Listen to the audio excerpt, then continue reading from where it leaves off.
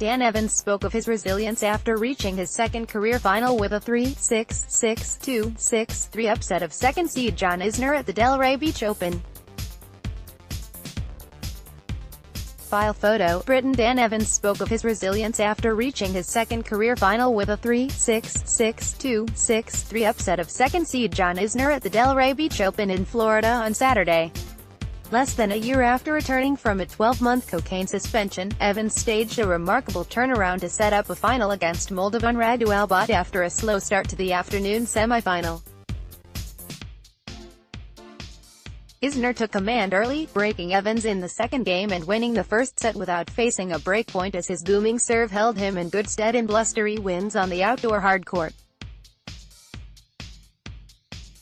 Evans fought back, however, breaking Isner twice in quick succession to capture the second set before breaking again in the second game of the final set, aided by an Isner foot fault.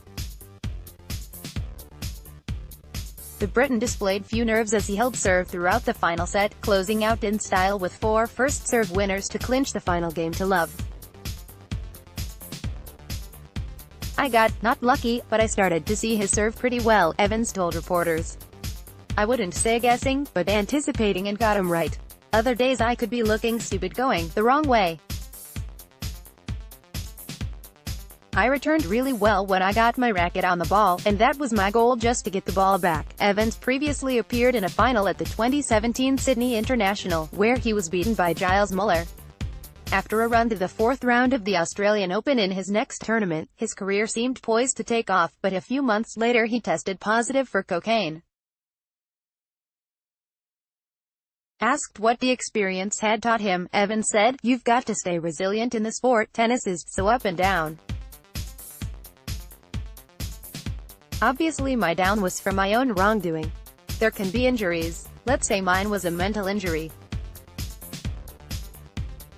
It was important to keep believing because I could never imagine I'd be back close to the top 100 in such a small amount of time." He swatted away a suggestion his suspension had been a growing experience.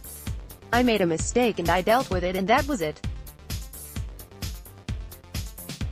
It was the worst thing ever, so I'm just back now trying to win tennis matches and stay on top of everything." Albot, 29, will be playing in his first ever final after thrashing American Mackenzie McDonald 3-6, 6-0, 6-0 in 1 hour and 30 minutes.